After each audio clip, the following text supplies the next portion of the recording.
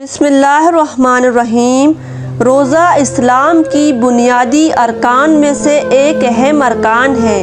اللہ رب العزت نے فرمایا، اے ایمان والو، تمہارے اوپر روزے فرض کیے گئے ہیں جیسا کہ تم سے پہلی امتوں پر بھی فرض کیے گئے تھے تاکہ تم متقی بن جاؤ۔ روزہ گناہوں کی مغفرت کا ذریعہ ہے۔ آپ صلی اللہ علیہ وسلم نے فرمایا، جس نے ایمان اور ثواب کی امید کے ساتھ روزہ رکھا اس کے گزشتہ سارے گناہ معاف کر دیے جاتے ہیں۔ روزہ گناہوں سے ڈھال ہے۔ روزہ جہنم کی آگ سے بچاؤ کا مضبوط قلعہ ہے۔ آپ صلی اللہ علیہ وسلم نے فرمایا، روزہ ڈھال ہے اور جہنم کی آگ سے بچاؤ کا مضبوط قلعہ ہے۔ روزہ جہنم کی آگ سے ہزاروں میل دوری کا سبب ہے۔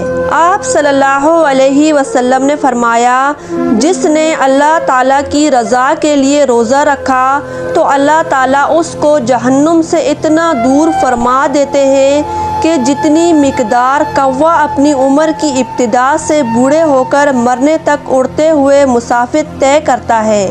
روزہ بہترین سفارشی ہے۔ آپ صلی اللہ علیہ وسلم نے فرمایا، روزہ اور قرآن سفارش کریں گے۔ روزے دار کی نیند عبادت، سانس لینا تسبیح اور دعا مقبول ہے۔ آپ صلی اللہ علیہ وسلم نے فرمایا، روزے دار کی نیند عبادت ہے، اس کا سانس لینا تسبیح ہے اور اس کی دعا قبول کی جاتی ہے۔ روزے دار کے لیے جنت کی حور آراستہ اور مزین کی جاتی ہیں۔ آپ صلی اللہ علیہ وسلم نے فرمایا کہ جنت ماہ رمضان کے لیے شروع سال سے آخر سال تک سجائی جاتی ہے اور حوریں بھی روزے داروں کے لیے شروع سال سے آخر تک سجائی جاتی ہیں۔ آپ صلی اللہ علیہ وسلم نے فرمایا، جنت میں ایک دروازہ ہے، اس کا نام ریان ہے اور قیامت کے دن اس سے صرف روزے دار داخل ہوں گے۔ کہا جائے گا، روزے دار کہاں ہیں؟ پھر وہ کھڑے ہو جائیں گے اور جب روزے دار اس دروازے سے داخل ہو جائیں گے تو وہ دروازہ بند کر دیا جائے گا۔ آپ صلی اللہ علیہ وسلم نے فرمایا، روزہ جسم کی زکوٰۃ ہے۔ روزہ رکھو، تندرست رہو۔ رمضان کا مہینہ ہمارے لیے حاضر ہو گیا ہے۔ یہ اللہ تعالیٰ کی طرف سے ایک پیکج ہے جس کی مدت بہت محدود ہے۔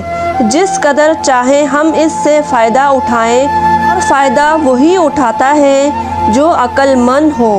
اگر آپ اپنے آپ کو عقل مندوں میں شمار کرتے ہیں تو خوب فائدہ اٹھا کر اپنے عقل مند ہونے کا ثبوت دیں۔ رمضان کی پہلی رات ہی سے شیطانوں اور سرکش جنوں کو قید کر دیا جاتا ہے اور جہنم کے دروازوں کو بند کر دیا جاتا ہے اور ان میں سے کوئی بھی دروازہ کھلا نہیں رہتا، اور جنت کے دروازوں کو کھول دیا جاتا ہے اور ان میں سے کوئی دروازہ بند نہیں کیا جاتا، اور اللہ تعالیٰ کی طرف سے ایک پکارنے والا پکارتا ہے کہ اے خیر طلب کرنے والے آگے بڑھ، اور اے شر کے طلب کرنے والے رک جا، اور اللہ کی طرف سے دوزخ سے بہت سے لوگ آزاد کیے جاتے ہیں۔